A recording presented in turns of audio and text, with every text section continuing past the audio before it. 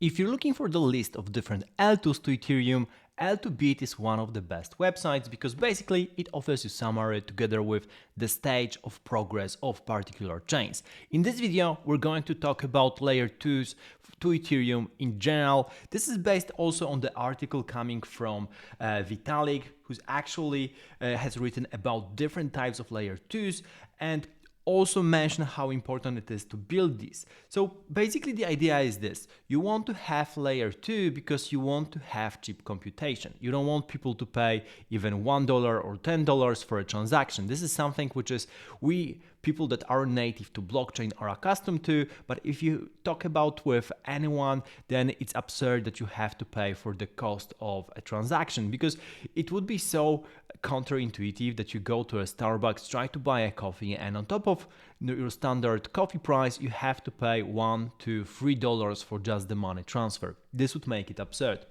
So thinking about L2s and thinking how to bring the cost down to zero, or at least as minuscule as possible, is really important, especially if we want to scale Ethereum.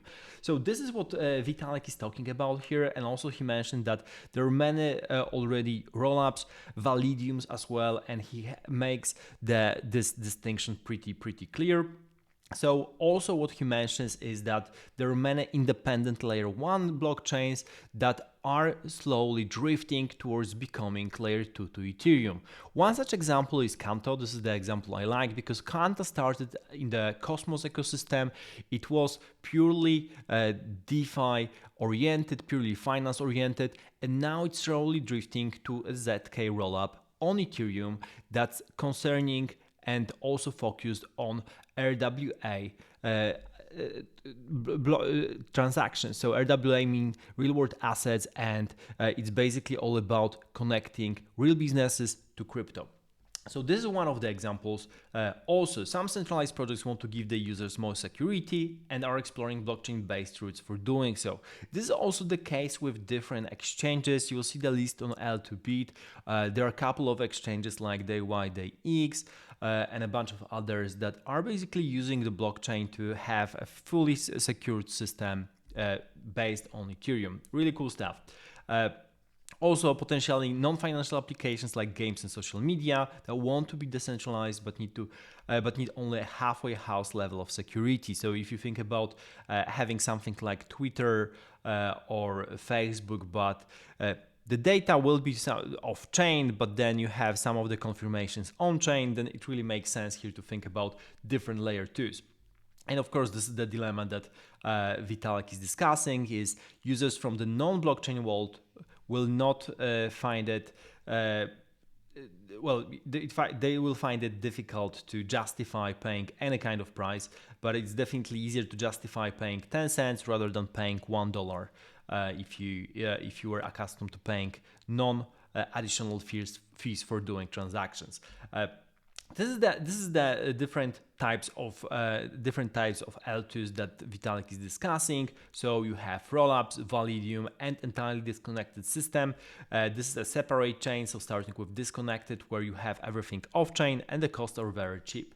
Validium is something between rollup and a disconnected system where data is stored on a server, and this might be a point of failure. As you can see here, the data can be lost, but the computation being done by zero-knowledge snarks.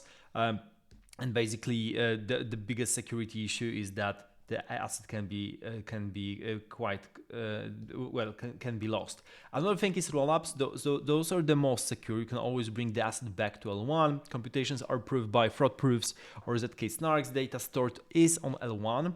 But the problem here is with the cost that you will have to pay L1 cost plus snark proving or redundant execution to catch errors. So you have plenty of costs if you want to especially transfer from one chain to the other. Of course, if you do everything on a rollup, then those costs are minuscule. Now, this is super interesting. I will leave the link down below in the description. Also, have a look at Plasma.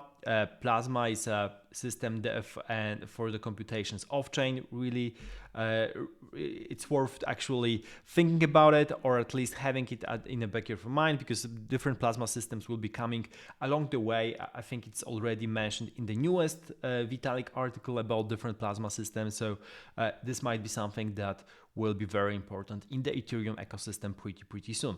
Now, going back to the L2 bit, this is really great, because if you go down, you can see all the active projects, and you will see all the different rollups, all the different Validiums, Optimium. You can see they look exactly at the technology and the difference between them. So you have zk-rollups, which are validity proofs plus on-chain data, optimistic rollups, fraud proofs plus on-chain data, Validiums, validity proofs plus off-chain data, and Optimiums, fraud proofs and off-chain data. Now, you can see not only technology, you can see the stage, how advanced it is, the purpose, whether it's universal or, for example, like with day Y, day X that I have mentioned already, that this is a zk rollup, stage 1 developed, and the purpose is to have an exchange. And it's pretty big one. If you look at by the TVL, this is the 5th biggest rollup to Ethereum, the exchange itself, and this is a really great use case. Similar one is Apex, also the exchange that I was discussing at some point. And then you have different more standard universal L2s like Arbitrum, Optimism, Base, zk-snark, Mantle, and so on. So there are many different things here. You also have upcoming projects which might be super interesting. Those are the projects that have not launched yet. They might have a token, so you might look around for a potential airdrop here. Also, what might be interesting is things, for example, like Canto that I've mentioned. Canto is already running. This is an L1 blockchain, but it will be coming. It will be becoming a zk rollup at some point, and this is super exciting. So Canto has already a token, for example, but it will entirely change its structure. Now you also have archive projects, so projects that were running, but for some reason they were sunset and are not working anymore.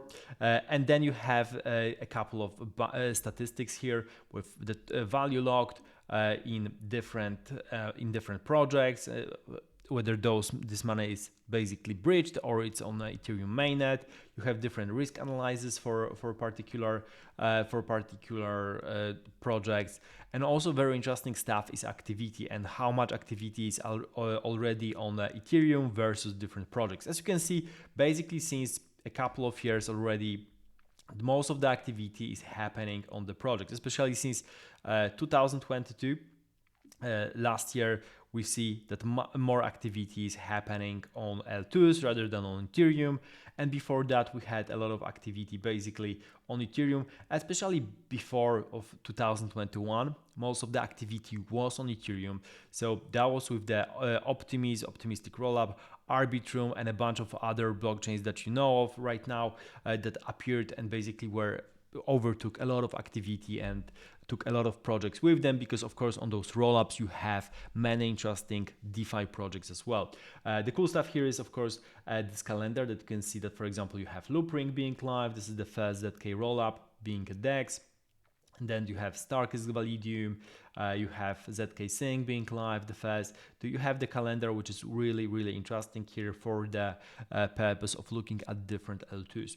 So altogether, I think this is like really important to understand, especially if you're a fan of Ethereum or trying to understand what's really happening.